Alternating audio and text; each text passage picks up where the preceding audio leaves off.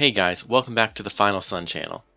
We've gotten a lot of information from the developers of Marvel's Avengers that we need to unpack and really address. We just experienced our first major patch since the launch of the game, and they have told us that this addresses over 1,000 issues of the game. I don't know if you're like me, but since we've started playing just a few weeks ago, there have been so many glitches in the game. Not all have been game breaking, but there have been some that really have stalled your progress in doing the story, multiplayer, or the grind, however you play. This patch addresses not only all of that, but issues I didn't even know existed going into the game.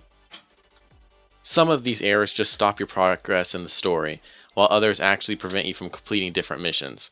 Some of them are pretty funny, but honestly, I'm glad that they're addressing these. I take this as a positive light to think that the developers are listening to what everyone has to say, and they're providing a little bit back to the community as well. If you sign in before the 24th, you'll actually get 22 points to each character's challenge card in response to all the glitches that are happening in the game. This is a huge reward to anyone. All you have to do is sign on, and then it will progress you in the challenge card. This is 2 weeks about worth of progress in each challenge card, and it's really a great opportunity. If you add up the points they gave you, they basically gave you 2 weekly completion bonuses for each challenge card, since each one of those is 11 points. This is huge and honestly is going to give you a lot of resources, a lot of advancements on characters you haven't focused on yet, and a lot of customization you can do for your entire roster. But those are just some of the nice rewards they gave us, and I really hope they follow this trend in the future, that if they have a lot of glitches like this, a lot of things that the community are asking for to be fixed, then they not only focus on fixing those, but also give us a little bit of a reward for bringing these to their attention. With all that being said, let's get into what they said about these issues. If you want to follow along, or if you want to go read this at your own pace, I will give a link for the patch notes below. The first issues they did address were with the campaign and the Avengers Initiative themselves. I will not include screenshots of all of the patch notes into this, just some of them, because it's a very, very long list. Like I said, 1,000 issues, so if I were to include all of them, we'd be in this video just about all day. I'll include ones that I think we can highlight and talk about those. This section really focuses on specific missions in the Avengers Initiative in the campaign that prevent you from completing it and progressing. An example of this would be they fixed the infinite loads when reloading the game during the Light That Failed and the Standalone mission. This kind of gets a little bit repetitive in the patch notes because apparently there were a lot of issues with reloading screens or bugs in specific missions for the campaign that prevent you from completing the mission. Another example would be they fixed an occasional bug with the bridge in the mission House Call that prevented progress. This should also fix bad save states and everything that's related to that, but it's very specific to that mission alone. They did go into more detail with a whole lot of more missions that I actually did not experience errors with. So if you did experience some of the errors that they list on these, then feel free to include that here and let me know, because I would enjoy seeing some of them. I know it's frustrating, but seeing some of these while you're playing actually is kind of enjoyable. One thing I do appreciate that they did fix with the campaign and with the Avengers Initiative is there are several times in the game where I would find that we would complete the current objective, but it would not progress. One of these would be in an example with an assault mission. We would completely destroy all of the people we were intended to fight, and then afterwards we'd spend the next 5 minutes trying to figure out why the doors didn't open up to let us move on, or why we couldn't access the elevator. Because maybe a villain had fallen off the side of the map and was no longer able to be found, or it just didn't register that all of them had been defeated. They addressed some of this, saying that in some missions, if 2 adaptoids were finished at the same time, then it did not register that they were both defeated and you could not progress in the story. This itself to me is a huge fix, and I appreciate it because, let's be honest, when you're doing an Elite Hive and you complete a mission at floor 5, no one wants to do that whole floor again when you're not able to continue on to the next floor. Another huge issue that was addressed was the multiplayer and the matchmaking. I can't tell you how much wasted time I already have invested in the game just sitting there and trying to find teammates to play with. I have been lucky where I do have other friends who do enjoy playing the game too, but even then I've had a lot of issue trying to connect with them.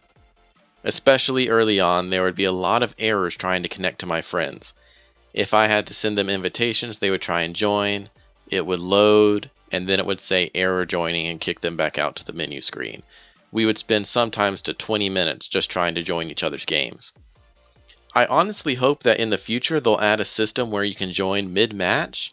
I know right now if you do try and join that, it pulls up a screen that says waiting for your current party to finish their objective, and then you can join them after they finish the mission or after they left the helicarrier, examples like that. I really want them to focus on this because I think that's a huge thing they're missing, being able to join in the middle of a match. But some of the more specific things that they did address with the matchmaking is they tried to make it quicker and prevent more errors when trying to connect. Another little feature they added was they saying that the matchmaking now stays enabled during mission launch countdown to give more time for players to join. I do appreciate that. If you can launch the mission and still wait and try and join other people's while you're launching, huge time saver, because I gave up and I just click launch. And then there's also the fix the bug where the searching for heroes would not always match the actual matchmaking status. So if you try to pick which heroes you wanted to join you, and sometimes it just wouldn't pick the right ones. You just have random heroes. Right now, that's not a big deal, but that's going to be a much bigger deal later in the game when there are a lot more heroes you can pick from. The biggest area addressed was combat, and I'm not actually going to include a clip of that here in this video just because of the sheer length of it, and I don't know everything I could focus on for it. In general, it just needs to be understood that they fixed a lot of the glitches with the combat system itself. A lot of these could also be mission objectives that weren't being completed unless something specific happened, or other specific aspects to different characters. For an example, here's one. Fixed an issue where Widow's bite could get shot out of the air by enemies. I could see how that could be frustrating. You have to charge those up, and you know what, if they get shot out of the air, it's pretty much a waste. Another example would be fixed an issue where certain Hulkbuster moves cause double vision on another player's machine. Yeah, these are all pretty frustrating, and I'm glad that they were brought to the attention to the developers and that they actually addressed them. Fixed an issue when in high frame rates, Hulk's sprint heavy attack would fall short. Fixed various issues with Captain America's mirror shield skill. And fixed an issue where Captain America's shield could become stuck in Iron Man's energy barrier. That's interesting. Huh. I guess I had not seen that one before either, but these are just some of the examples of the many issues they fixed with combat in order to make sure it goes more smoothly and you are actually able to complete the objective. If you want to go and look at the entire list of the specifics because there's one you're worried about, again, that link is below. Go look at it, and in the section combat, you'll find all the combat specific fixes for this patch. I will address that they did talk about the Adaptoid quite a bit in this. Specifically, the Assault Adaptoid, although this first part applies to both. They said that the laser attack is easier to avoid. I can understand this because I can't tell you how many times I'd get one shot by these lasers, and that applies to both the Adaptoid as a whole and the Assault Adaptoid. But more specifically, the Assault Adaptoid, I guess there have been some complaints about the difficulty of them, and they addressed 5 different issues. They're less aggressive in multiples. They're less aggressive when in the fire shield is active. Oh yeah, I hate that fire shield. It's hard to get through. Triggers a small hit reaction when heroes are hit by the laser. No more of this falling down and being stunned so they can nail you with the rest of the laser. The laser attack is easier to avoid in combat situations. And fireball visuals were updated to make them easier to see in combat. That's nice. That one to me wasn't a huge issue, but to be honest, when you get knocked down and they just hit you with the rest of the laser because you can't roll out of the way, that was a nice fix for me, so I do appreciate that. The last part of the patch that we're going to talk about involves the gear, the challenges, and the rewards. There have been some issues in the past where you're rewarded the incorrect gear for completing a mission.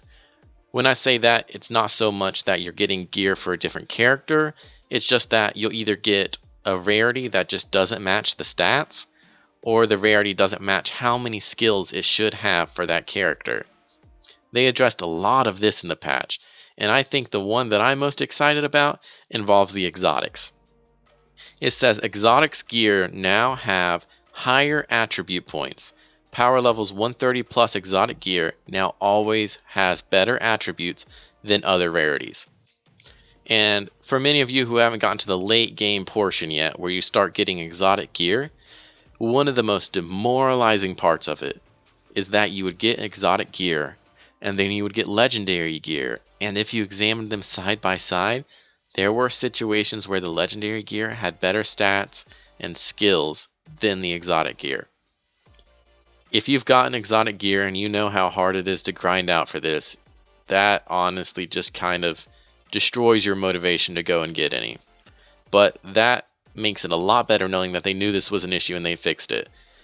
They also increased the level of gear you can get for certain missions. It seems that in the threat sectors, drop zones, and hives, sometimes you were not getting level 130 gear, even though it was a level 130 mission, and they have increased that so that you will get that now.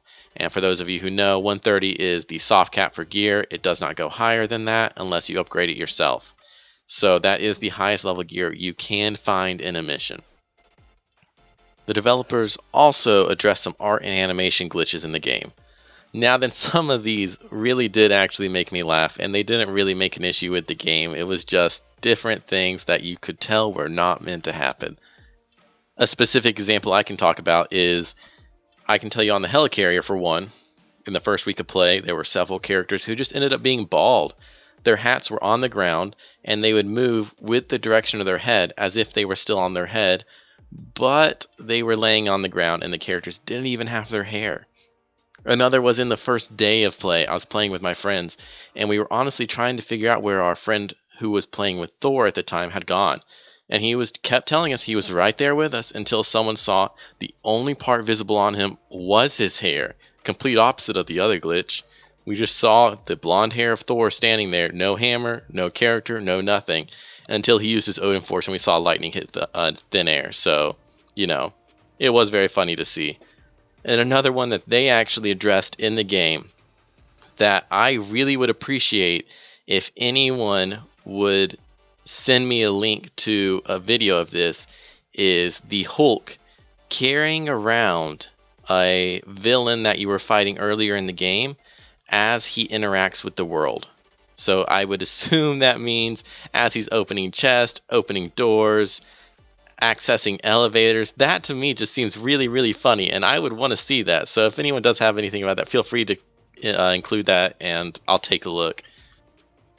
As I mentioned at the beginning of the video, this addresses 1,000 issues at least, and the patch notes for this are quite long. So we will not go into all of it. If there is some issue you find specific with your account, go to the link below, find what you're looking for. They have some workarounds to help you complete some missions that still have some glitches in them. At the same time, there are also platform-specific fixes for the PlayStation, the Xbox, and the PC, as well as the Stadia, so that if you're finding something in the settings or something that you think might be specific just to your system alone, go check those out because they still have some stuff they're working on, and they want you to know that there are workarounds for some of those issues. If this video did end up helping you out, do me a huge favor and like and subscribe below. I appreciate the support. And check out some of my other videos. If there's something you're interested in seeing, let me know. I want to hear your feedback and I want to give you guys the information you're looking for. So with that, I'll leave you guys today and I hope you all have a good rest of your day.